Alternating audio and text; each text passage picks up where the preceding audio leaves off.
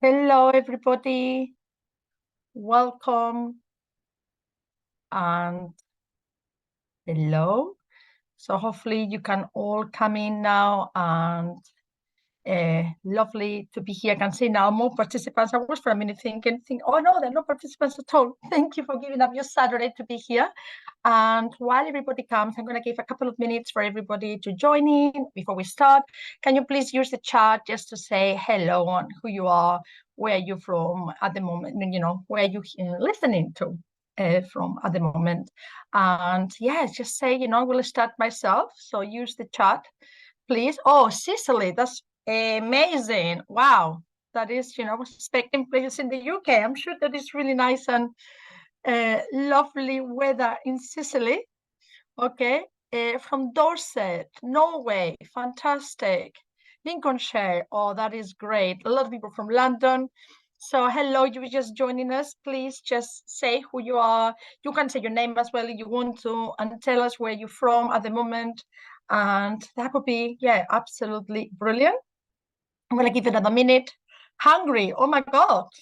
Okay, so we got someone from Sicily, someone from Hungary. That is brilliant. And people from Croydon, from Kent. I'm actually here at the moment. I'm in Oxford. It's a lovely sunny day. Sam from Oxford. I'm in Oxford as well, Sam. And it's a lovely day. So I don't know around the UK, but it's brilliant. You're in Oxford and you're giving your morning. Yes, I am very, very, very grateful indeed. Okay, so fantastic. Lovely day in Lincoln as well. Okay, fantastic. Right, so hello. And then I would say to everybody as well, when we start, if you want to ask questions and answers, please do use the question and answer rather than the chat. Okay, so for the questions and answers, for questions, please use the question and answer. Otherwise, it will be really difficult later on for me to look for everything. Okay, and yes, and just use the chat is just basically to interact, okay, with each other.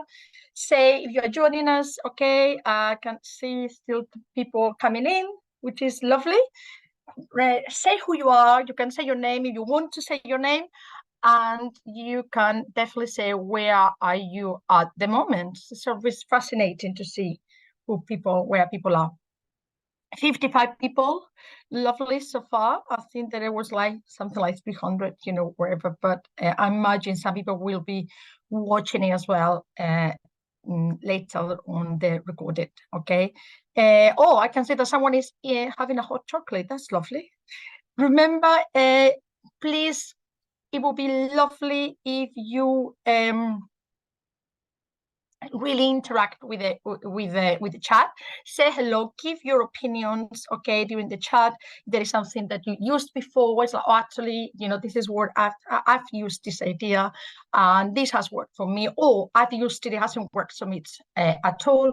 And you can also tell me, please, in the chat things like other ideas that you've used. Is like, actually, I haven't used this, but I've used this other game, and this has worked really well, because I think the idea here is just we learn from each other. Okay, so I'm just basically the conductor, but you are here as well to share good practice among all of you. Okay, so wow, Hong Kong, amazing, absolutely amazing. I've given 2 minutes already, so I think that's it. I think we're going to start now. I think we're given enough time now. Okay, so I'm going to close the chat and we're going to get started. And remember to use the question and answer for questions and answers, and I will try to answer as many questions as possible at the end. So I'm going to start now sharing my screen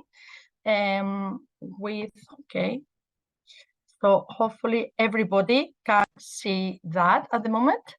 I'm just gonna hide my controls. That's it.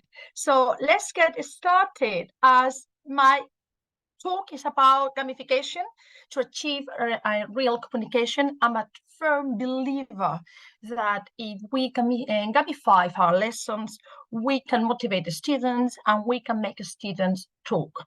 As you know, I've changed my jobs, from September.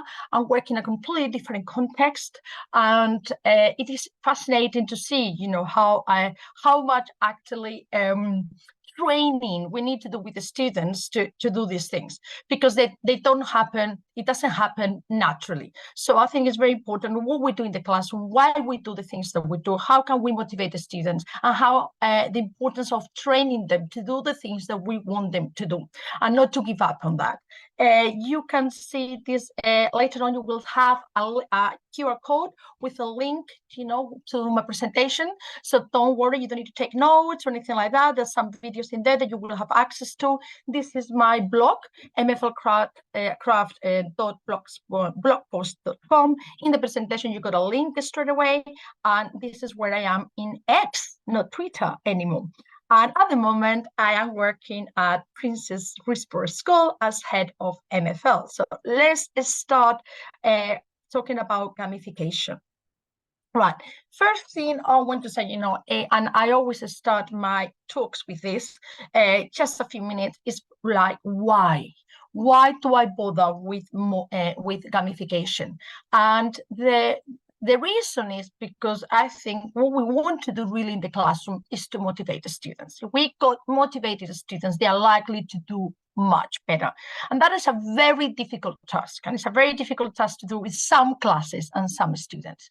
I've already when I talk to the students in the past and over the years, it's like, what it is that motivates you? And one of the things that motivates students is actually experiencing success. Being good at something. And for me, it's the feeling of making progress. And in MFL, that is pretty much linked to oracy and to be able to speak. It's not very good when the students, they're very good at reading and listening, or they can communicate with you through writing, but they don't feel confidence to be able to speak. So one of the things, the big objective that I have in our scheme of work that we have as a department and in my lessons is, how can I make my students be able to speak, whatever hard there is? Now, how do we achieve that? First of all, with great content knowledge, and I'm not talking about how good is your French, your German, or your Spanish. I'm talking about your content knowledge of pedagogy, the ingredients of great teaching. Then when you teach good lessons, when you have great teaching in the classroom, what happens is that the students start making progress, yes, even if it's very small progress at the moment. When that happened, at the moment that you got them in that, you start developing relationships at that point. There is a little bit of relatedness aspect among the different students in the classroom, and that's where I think games are having a purpose is really important.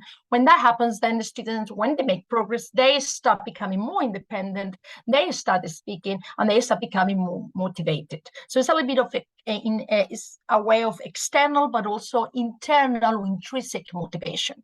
But also there's a very important aspect as well that we need to think about, because languages is not the same as probably maths are a little bit like this, not the right thing, history or geography or other knowledge-based subject.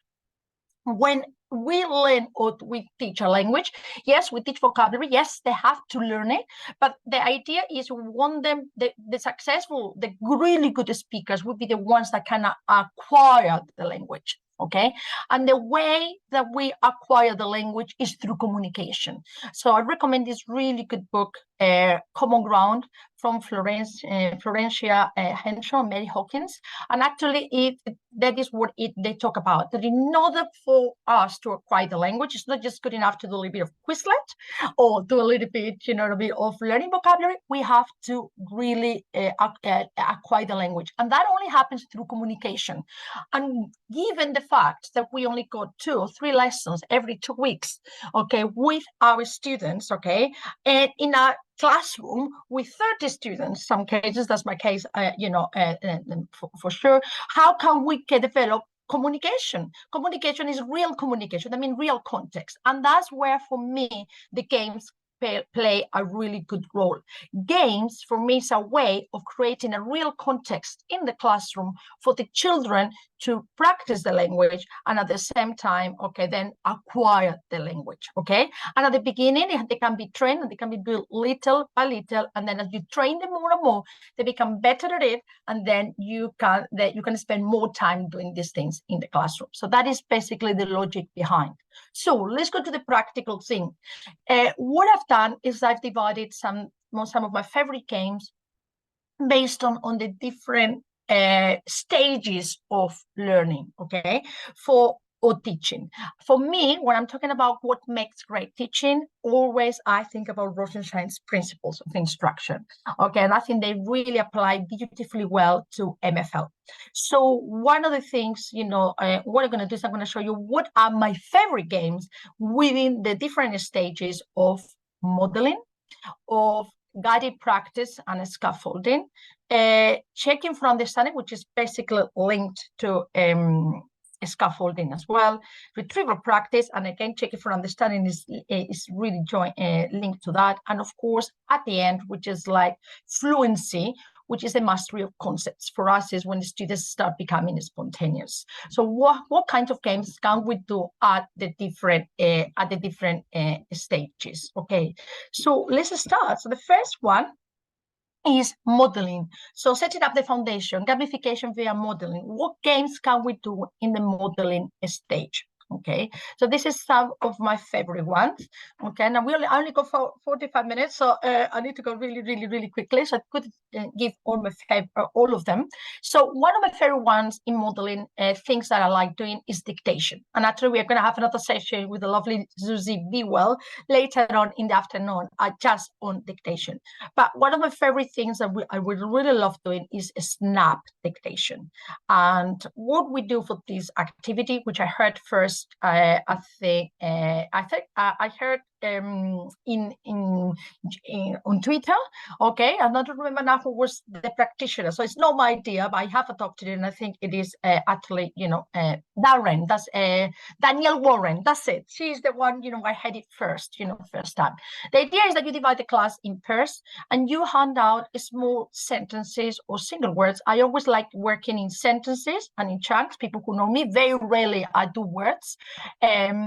And then what happens is that I dictate the sentences, I say the words or the words, randomly, and the students are competing with each other. So they got the piece of paper in front of them, and what happens is that I say the words, I give them thinking time, so they're not allowed to write anything at the time. And after 1, 2, 3, they have to go very quickly and circle the words that I've just said. And the quickest one to do so, of the pair, basically gets a point. So it becomes like a little bit of a competition, okay? So that works really, really well. What is very important as well is when you do these games, teach the students some transactional language. Okay, so that is when acquisition actually happens here. So things like, oh no, I've won, or you have won, or something like that. So I think this is the kind of things that sometimes I got around my classroom and I want my students to use. It's my turn, you're a cheater, no way, throw the dice, I was the quickest. So depending on the activity, can they use this vocabulary already in Spanish, in French, in German, in Chinese, or whatever you are, basically, language that you are teaching, I think. Okay, thank you. Sorry about that. Okay, now the other activity that I would like to to talk about is high fives. Okay, so in high fives, what you got here is that you show 20 sentences on the board with any grammar structure, any key vocabulary, sounds, anything that you wanted. And you give a piece of paper to each student. Each student then copies one of the sentences, or just write the number of the sentence that you just basically referred to. Okay, and at some point, what they have to do is that they move around the room, and they move around the classroom, and they have to meet people. When they meet people, the only thing they have to do is to read the sentence they got written down, or the sentence on the board that the number refers to. So this is great for reading aloud. Okay, when that happens, okay, if the other person has got the same one as them, okay, by chance, the same number, they say chocolate, which in Spanish is high fives. Okay, if they don't, what they do, either they exchange it. So they go with another piece of paper and they move on to someone else, okay, and they just will read the new sentence. So the idea here is a little bit, it's a mixture between quiz and trade, and at the same time finding your partner. And every time you find someone with the same sentence as you will do high fives. And the winner will be the person who got more high fives at the end of the activity. So this is always a really big winner as well. I also wanted to talk about avatars. This is not a game as such, but I think it's got such an important place, in the modeling stage. And what I do with this, and hopefully this will work, this little listening. Conocí I don't know if it's working. a mi novio el año pasado cuando estaba de vacaciones en España. So you get the idea. So basically what I've done here is I created an avatar. Okay, you can listen to it. Brilliant. Okay, I'm not going to play it all. It's 46 seconds. But what I've done there is just an avatar that I created with a Snapchat with my phone. And I use one of the filters. So this filter is, I think it's a cartoon Disney filter or just a cartoon filter. So what I've done here is just with the vocabulary that I want to practice with my students, I've just recorded myself.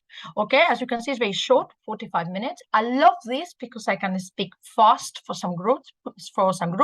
I can speak very slowly for other groups. So I can do a little bit of, really differentiate from that point of view. Then what I do with my Snap, I do that with my phone. It takes, as you say, 46 seconds, and Snapchat straight away will get for you the video as an MP4. Once I do that, me personally, I upload it to my YouTube channel. Why? Because once it's there, I can then go to learning apps, or I can go to forms. Okay, I can go to another app. I can then create another activity, which is a game based on the listening I've created myself. So I can do now a fill in the gaps activity.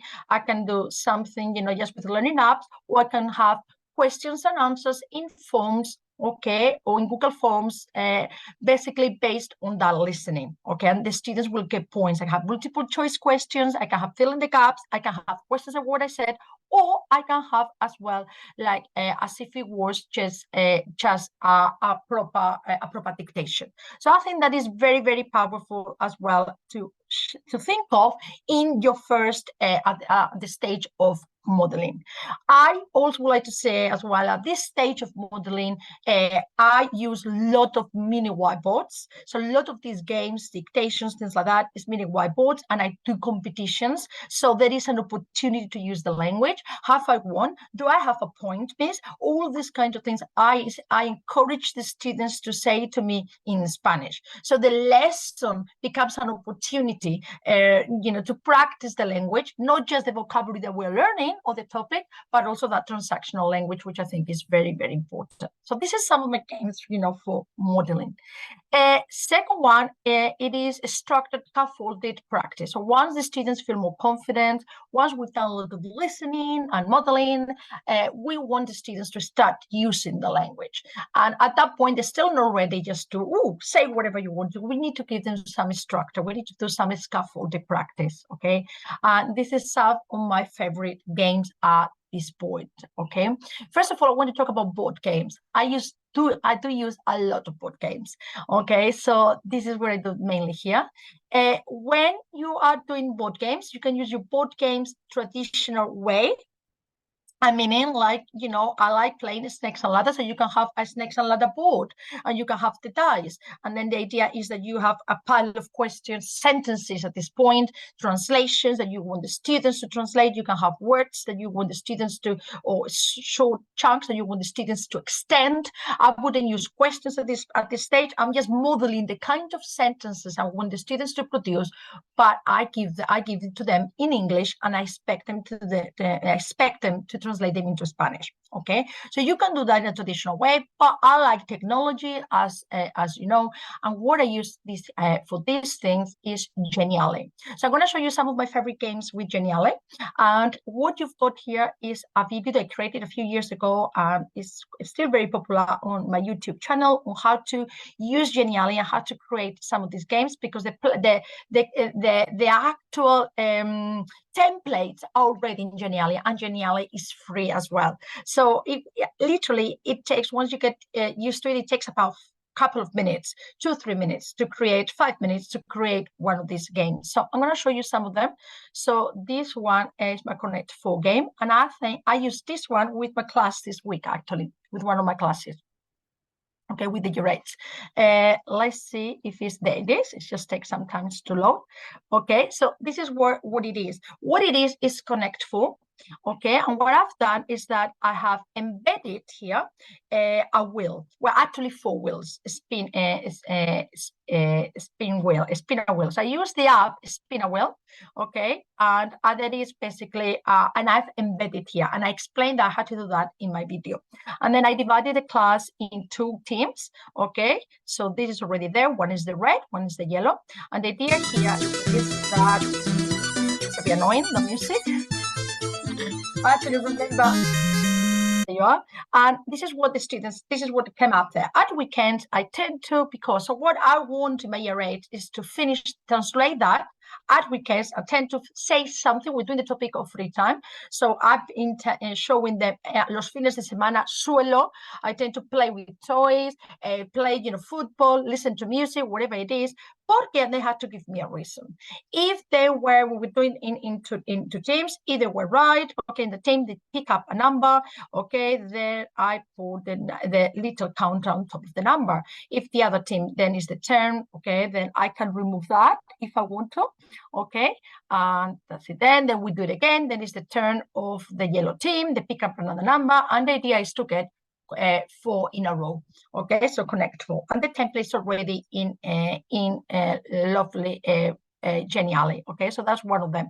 Other ones I use a lot as well is snakes and ladders. That takes a little bit. The other game literally takes just whatever it takes you to have to embed your will, but you can just say sentences to the students. Okay, therefore it would be zero preparation. You can go to Genially, open your game, and you just can use it straight away. This is another one, snakes and ladders. I love snakes and ladders, traditional game. Then they do have the dice. We divide the class into teams again, and behind every number, there are like little things that they have to translate, and they have to start finishing. So it depends on how you're working. It could be just translation, or it could be I want to push my students. I want you to translate it, and can you develop that sentence if you want to? Okay, so we're doing in teams like that. What I like doing with these games is that first we do it all together as a class, and then they play on their own themselves in pairs. Okay, my students, we are Google schools, they bring their own device. So I will have we use Google Classroom, and they would have the little URL, okay, for the actual game, and they can play in pairs as well. Another one that I love is Piñata. So this is a game developed in Genially by the lovely Marie Alirot. And this one, again, the same idea. So I played this, I think it was with my year 9s this week. Okay, so what you got here, I do have 4 wheels in this one, as you can see. So spinner wheel is a little bit like wheel of names, but allows you to have more than 1 wheel. Okay, so I can spin all of them. Okay, the idea now is there will be now 4 sentences in there. So when I go on holidays the first week, I can meet. The reason we say I can't to meet is because I got other expressions like I tend to, and they know that's wrong English, and we say that in the class because I always have a good time. So they have to translate that. Okay, is in teams. And what happens is like someone from team A, someone from team B, once is correct, they pick a number, and behind the number there are things. They can get points for every team. They get that, basically they swap. Okay, the scores, if they get that, they get 0. Okay, but then if they get something like that, they swap. So there is a little bit of uncertainty who will win till the last minute, and they really love this activity, my students. Okay, so that's another good one. You could hear some links to PowerPoint. You prefer some games with PowerPoint, and very quickly as well, you can also use this with a level. So at the moment, I'm not teaching A-level in my school. We don't have A-level group, but I've done it up till literally last year, pretty much. And again, same thing here. I just want to show you how you can gamify everything. And the idea is you need to go to the top. You're working in groups of in 4s. Okay, you got your dice there. And then when they come here, instead of just translating sentences like you do key stage 3, key stage 4, here would be like questions like explain what is chauvinism, or questions about, that they will need basically to describe, then talk about the jobs that women can do nowadays in comparison to the past in Spain. So I just want to show you how everything can really be gamified if you really want to. So that's one of the things. These games are particular powerful if they use transactional language, especially when they're working in pairs. Again, it's my turn. Now throw the dice. I was the quickest. Come on. It's taking you too much time. Whatever language you want to teach the students. Another activity that I love is Dictogloss. Really love this activity.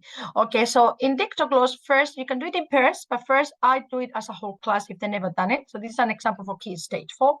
And the idea is that I got a text, okay, like ignore now B, just A, imagine it's just A, and I don't show it to them, I read it to them. And I read it to them 2 or 3 times. And the students, what they do is that they take notes. And then after they take notes, what they have to do is that the notes can be in Spanish or in English. I don't mind, whatever they find easier.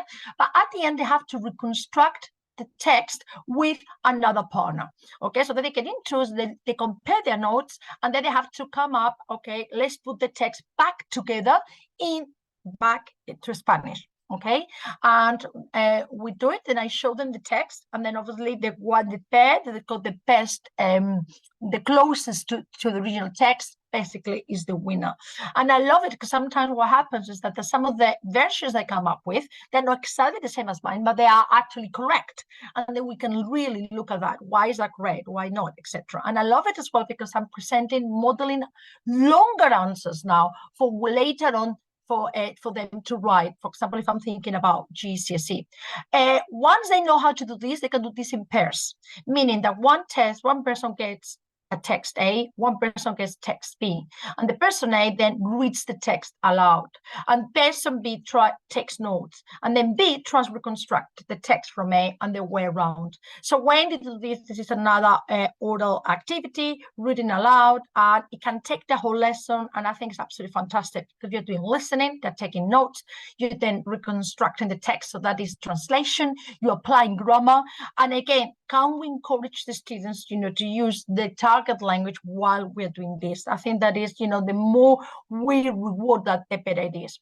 You've seen how much I love Wills and Flippity and Wills in general, and also Flippity. I think Wills and Flippity are a fantastic way to really practice sentences and scaffolded practice. And I put anything into a wheel and I make it into a game. And when I say the game, is like competing, divide the class in twos, okay, or into teams, or they can compete with each other, or they're competing with themselves. So what they do is that we have mini whiteboard, we have a wheel, and then if the translation is good, they will give themselves a point. And at the end, if they manage to get 15, 20 points, they will get achievement points, which we use in my class. So this is the kind of thing that you can put in a wheel.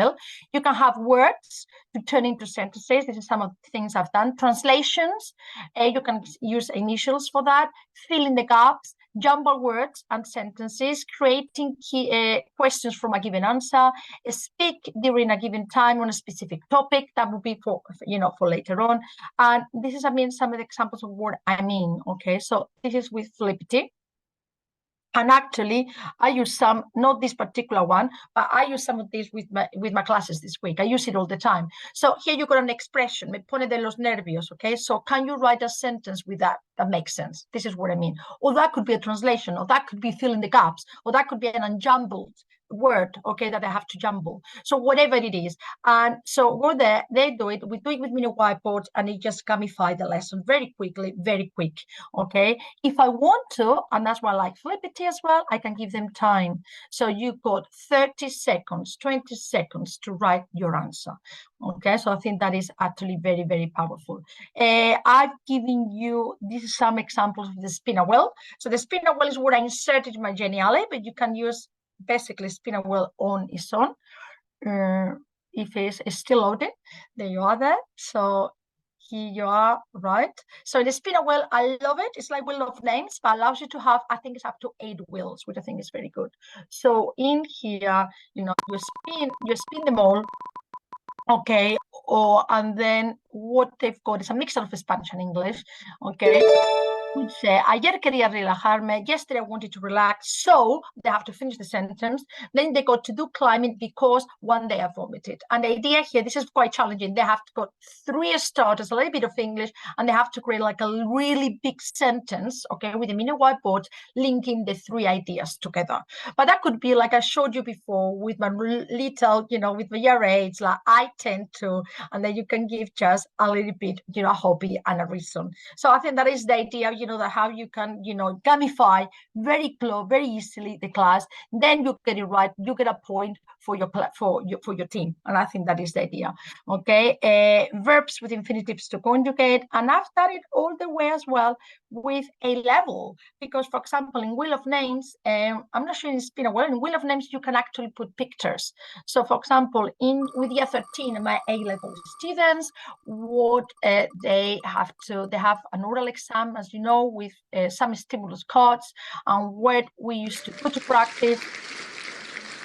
I've taken a picture just captured basically what I wanted in from the actual card, and I saved it as an image, and then I put it in a Wheel of Names. And then the idea here is, are you surprised by this information? So we have it again. So you got that information, you got something, you got some time to think about it. You can work in pairs. Okay, what do you think about this? And then we can have a conversation about that. So this is A-level, so much, much harder. I just want to show you how versatile it is, okay, and how you can use a lot of different things. Just we use the wheels and the flipping, things like that. The other one, which is a lovely activity, which I don't think people to do in my school right now at the moment, is La Tomatina. I've played this before and that works really well, or snowballs. And the idea here is that you get piece of papers, to everybody. In every piece of paper, there is a sentence that I write, and then at some point we have a tomatina fight. So they get the paper, they make it into a ball, okay, and they throw at each other. Then they find another ball whenever, anything that comes their way. They get another one, they open the ball, they read the sentence, and then basically add something to the sentence that makes sense. We do that again, so we do it up to 20 times. So at the end, you end up with a text. Then in the last turn for the fight, they open it, there should be a text there. Can they read it? Can they translate it? Can they find mistakes? What is happening with it? It's just very powerful as well, to start talking, what text do you have? Can you see mistakes in that text? And that works really well. If it's French, Rana Tomatina, I use snowballs, okay, as well. And this is nothing to do with technology. So I try to put a little bit of everything in there for all of you. So next thing, retrieval practice. Now, retrieval practice, actually, what we've been doing so far is already retrieval practice. Because I think when you do a scaffolding, you are retrieving the information as well that you've been using, okay, with previous topics, and that's something that really make an effort of doing. When I create these wheels, when I create these activities, when I create these board games, it's not just new the work from the new topic. What I try to do very strongly is to use vocabulary from the past, from what we did 3 weeks ago, what we did 3 months ago, what we did last year. So all the time in my lessons, I want to think we're also doing retrieval practice, okay? But anyway, retrieval practice is super important. I'm sure you've seen this before, how much the students forget. And I always been fascinated with this. And I keep forgetting this, okay? That actually after 20 minutes, most of the students forgot, they only remember about 58%. And this is people who really paying attention to you. So imagine those students that we got in the classroom, they are not motivated, they don't really want to be there. They don't remember. They leave the lesson and they will forget.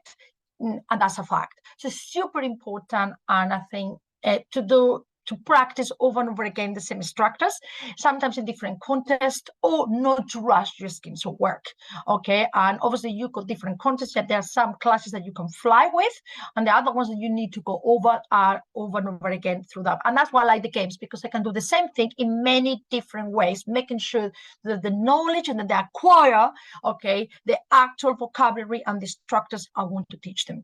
So for here, yes, so Flippity and Wheel of Names, brilliant. I already demonstrated that. If you in here, you got a link on to my blog, with more activities idea for retrieval practice using technology. Okay, quizzes and bullet, I think is brilliant as well. And the way I like using quizzes as well is for with oral questions as well and translations rather than multiple choice.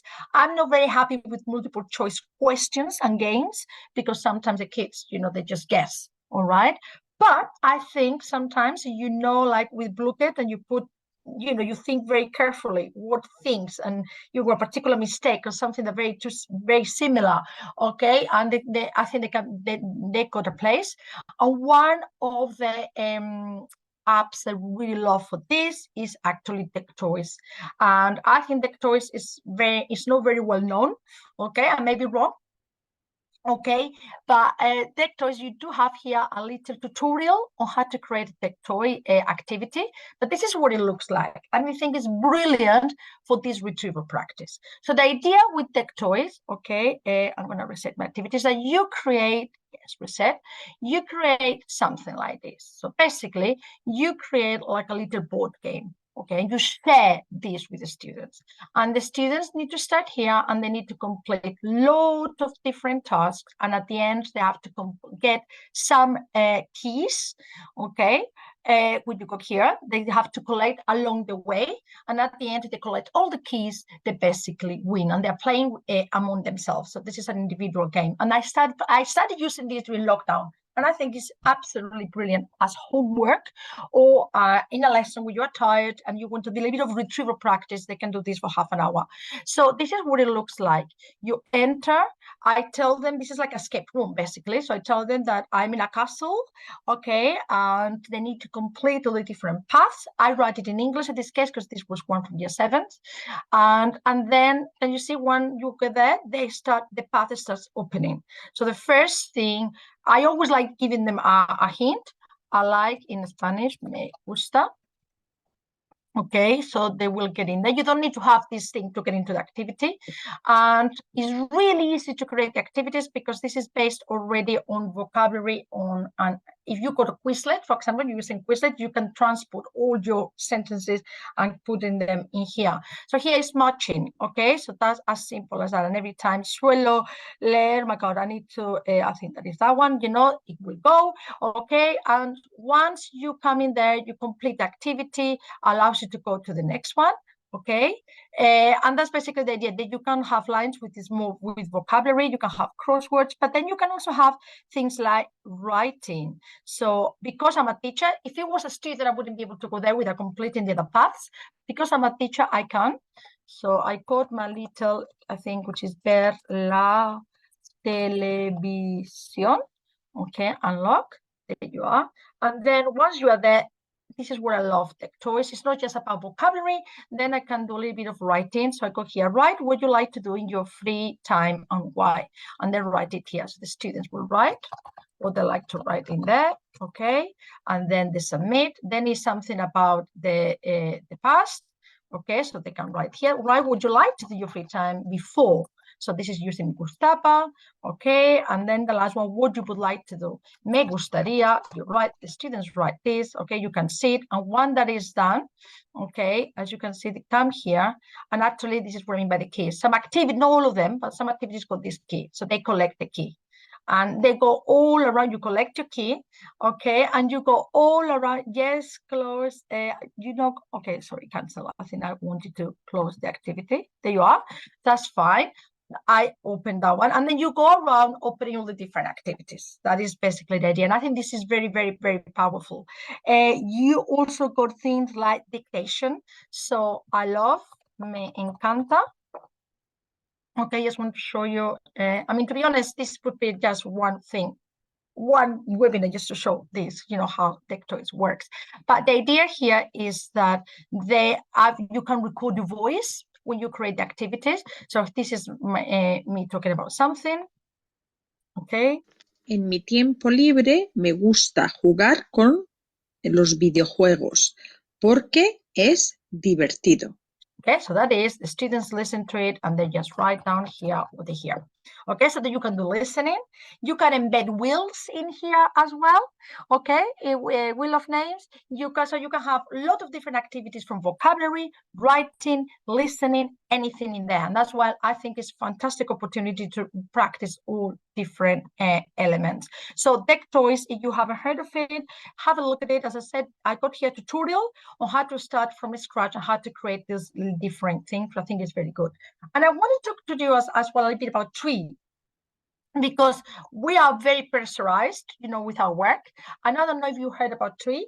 Tree is an artificial intelligence free app or website that allows you to create activities. So one of the things I started to do to make my life easier is creating some activities with Tree that then I copy and paste into other apps, which could be, I could use in a worksheet, but I could put in a wheel of names, or I could put in a game like Deck Toys. So this is what I mean with Tree. You, for example, you got reading.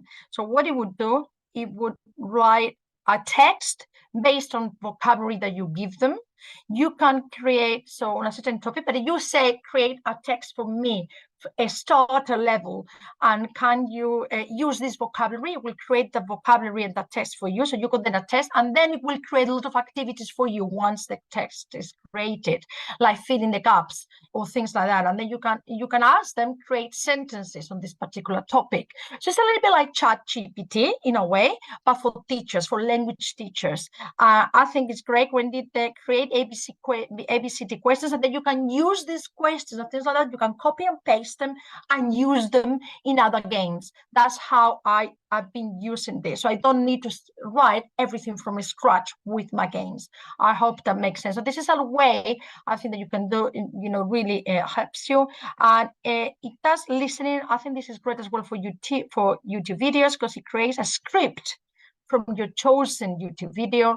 It creates questions from a YouTube video. So imagine you can have a YouTube video, for your A-level students. It will create questions, and then you can put the video into forms, and you can create a forms with them. Okay, for example, it creates a summary. It does a lot of different things to really help you create meaningful games that you can use in your lessons. I think that is basically the idea. Okay, with it, and that's what I wanted to show you. And I'm really well with time. That's great. Students must be independent. Practice of structures. Now, this is about so the idea is we go from modeling, a lot of practice with a lot of model answers and working with texts. So the students start speaking and manipulating the language little by little, and then a lot of retrieval practice with the structures, and eventually they can acquire the language, they can use the language, and they're ready to create their own sentences and their own utterances, as we say. Okay, and this is for me is the most exciting point, because this is when you can create more, really much more games. That's why I got more games here. Okay, first of all, so some games I create at this point. So this is a point when the kids are ready to answer questions. Okay, so if I'm doing the topic of holidays or free time, and doing now with my year 8, I could ask them, ¿qué haces en tu tiempo libre? And I know the students, all of them will be able to say something. I like to do this, or I used to like, and I would like, and they could give me reasons, and the best ones, or at least a very simple reason. Okay, so everything I've been practicing, I want to see now, put it all together. So one of the games I like playing here, and doesn't require any technology, is a spider game. So you got an example here that just because I had a photograph, because we did it in Spain with our exchange. The idea with the spider game is that you get a piece of wool, okay, like the one as you can see here. And what you do is that you throw your ball of wool, okay, around the classroom. To do this, you can do it in the classroom. I tend to do a lot in the summer, and I take the students outside to the playground. And then what happens is that I throw the ball at them with a question. ¿Qué haces en tu tiempo libre? And then the students have to answer the question with something spontaneous, something that they think of. Me gusta escuchar música, for example. I would require, can you give me a reason? If they don't, I would leave it there. And then what they do is that they throw the bull, okay, the ball of wool to someone else, but they get hold of a piece of the thread. So they go and they will have to ask the same. Normally, the way I like doing it, especially with the little ones, is the same question over and over again. They throw it at someone else, okay, and then they ask the question, ¿qué te gusta hacer en tu tiempo libre? Someone else answers with something different. So I love it because they are listening to questions. I could ask, what did that person say? Was that really said properly? Can you spot any mistakes? Anything like that. Then this person again holds it, grabs the piece of wood and throw it to someone else. So at the end, you create a spider web. And that's why I call it the spider game. Okay, that is the idea. This is an idea that I got from Spain, I think, from PSG lessons. They used to do to talk about themselves and their feelings. And sometimes you can use different questions. So imagine you're with a GCC class, great as well for the students to ask questions. So I love that, one of my favorite ones. Also, think about project-based learning. This is not so much as a game, but think about everything that we teach, can we make it into a little project at the end? So there is a purpose for communication. I talked about obviously a lot of oral communication, but communication can also take written form. So is that why we're studying this topic? Are we doing the topic, for example, now at the moment of free time? So what I want the students to do at the end is going to be a display, okay, and a big poster where they will talk about their free time choices. Okay, of things they like to do. So things that you can have as a master project that you could do at the end. Catwalks, talking about your best film experience, selling your best holiday, talking, then everything that they do with posters, you can have it in QR codes. You can display it basically in the corridor. Okay, so everything that you do can be like a massive little project, a big project where they will have to show off how good they are. And again, that can be taken all the way to A level. So this is what my level students did, like 3 years ago, about Pan's Labyrinth. So basically, the idea here, we have to practice the essay for Pan's Labyrinth, and that was very boring for them. So what I said to them is like, guys, we're going to write an essay every week. I'm going to mark it. And then with those essays that you've collected, we're going to create a display. So what you can see around here is the essays that they wrote over a period, I think it was like about a couple of months, okay, on different topics. And then they came across with this display, which is a textiles project to do with the Spanish. Okay, so it's a bit of a display where they were writing the essays, not just for the exam, but there was a purpose. We're going to create a display for everybody in the school to see. So that's what I mean about project-based learning. And that's what I mean about the real game. What it is the purpose of studying the things that we are studying. Okay, why are we learning about holidays? Because maybe at that point we are going to have a conversation with our partners in Spain, okay, or we are going to write something about holidays that we're going to share with our partners. So there is a real audience for them and a real purpose. At this stage, what I like using this a lot as well is Google Earth. Okay, so I'm going to show you how I did a Google Earth speaking project, which could also be written, but could be anything. Okay, I done it with Google with speaking, but it could be also writing. So let's see, it's getting. Sorry about that. There you are. Right. So what I've done is that I created a project with Google Earth. Okay, which is really easy to create. Then the students go to a slideshow. I share with them this. And the idea is they're going to go on a virtual tour around Barcelona. Could be any city that you want to. Okay. So the first stop is Park Güell. So they got a little picture there. That is, I like giving them a little bit in Spanish, a little bit information about Park Güell. Okay. So first they're working in pairs. Okay. And they open a computer between two people. And they can translate that information about Park Güell. But the idea is oral. So there it says here, now that you're in Park Güell, click on this wheel of names. It has to be wheel of names, be me, and answer one of the questions in there. So they come there, they click on that, it will be a wheel of names.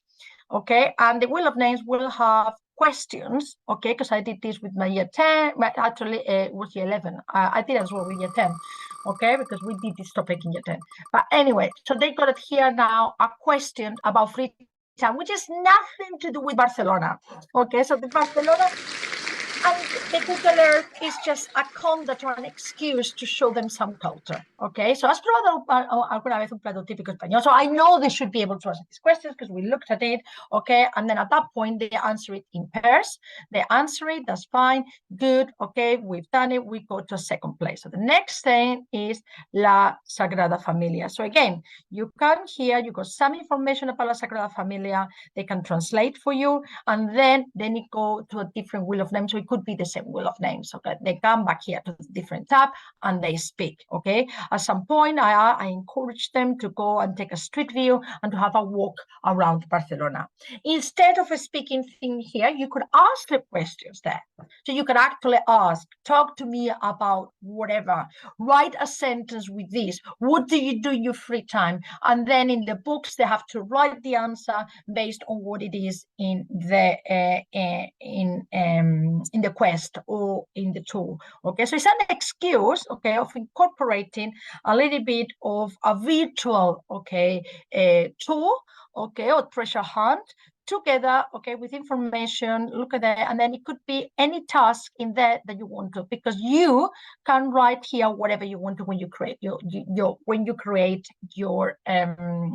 project, okay, with Google Earth.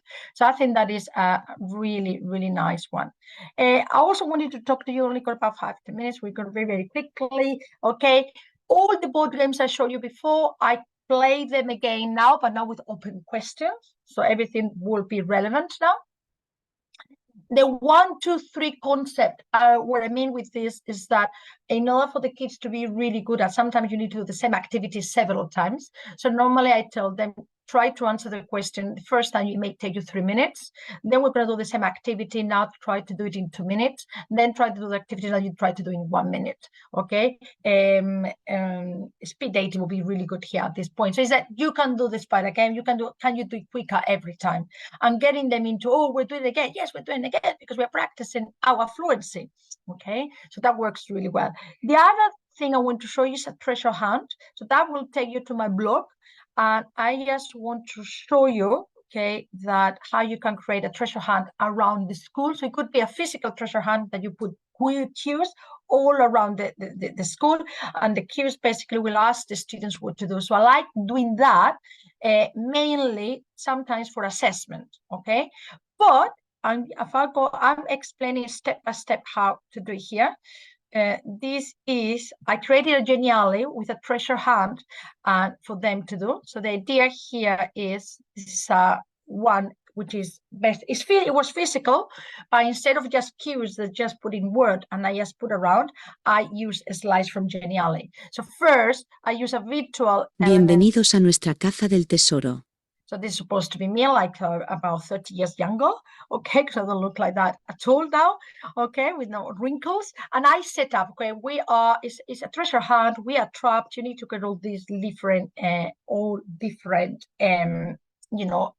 tasks all around. So they go to the next one, and I actually put this physically around the classroom. So around the school, sorry. So the first one, it tells them basically, in my instructions, I tell them where to start. So they all go there physically. Once they go all there, okay, what they will have is they will have in a QR code, this slide, Tarea 1. They go with the phones, they go the best, basically take a photo of it, and this slide opens up and it tells them crea un diálogo. So this is a writing thing in Spanish, okay, and using it and write it, the dialogue, using Chat Animator. So basically then if they click on that one, it will take them to Chat Animator, which is another app, and they can write the dialogue about whatever basically whatever topic you want to give it. This one was about free time. Okay. Once you already save your video in your Google Classroom, basically. Okay. And then it tells them the instructions for the next one. Now go to the library and look for the next QR code. Okay. And follow the tracks. One is your colors, because I got the same, because I got groups. I do have the QR codes in different stack in different colors. So I have the red team, the blue team, etc. So they have to go to the library, look for the code, the QR code in the blue or the red, whatever it is, and they go there, and there will be a second task. So they look at the QR code, they scan it, and this appears. Tarea 2, okay? So nice riddle, okay? And it's about Ceuta, actually, and actually is they need to go here, and it takes them to Google Earth, and actually tells them through a virtual tour of Ceuta, okay, with some tasks that they have to collect, okay? And then again, after that, they need to go to science department. So it tells them basically what to do next, okay? And that's it. It's up to, I think it took 2 lessons to do this, okay? Next one is you need to create a role play. So the idea is, how can you gamify an assessment? And this can be done. I did it using Genially, and I'm explaining here, how to do it. You got it here, so you can use, everything. And I explain here step by step how to do it, okay, for task 7. And this is your QR code that will take you to the slide.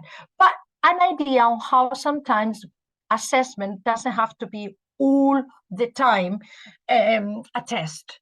How can we gamify even an assessment? Can we have that treasure hunt had listening, reading, writing, cultural elements all around, okay, and they didn't have to sit down on the desks and to do listening, reading, traditional tests. That makes sense. Can I do this all the time? Of course not. But every so often makes them a little bit of purpose. This is why we're doing what we're doing. We're going to have a treasure hunt at the end. Okay, and just to give you this with this, I finished, I promise, is create a virtual character to talk. So I think this is very innovative. I haven't used it yet with my classes. Okay, this is something I did. I did a little bit of research last year, inspired by Joe Dale, but I came across this character AI. With character AI, you can actually create a virtual character that can actually help you in your lessons. And you can I call it Maribel, okay? And it takes minutes to create your character. So you got the link there. And this is, once you got your character, this is how hopefully it will work, okay? Because it is, when you try these things live, you never know. I created my character. And the way I can see this working, I think you need to be 13, 14 years old. So GCSE students could use this to practice the oral questions.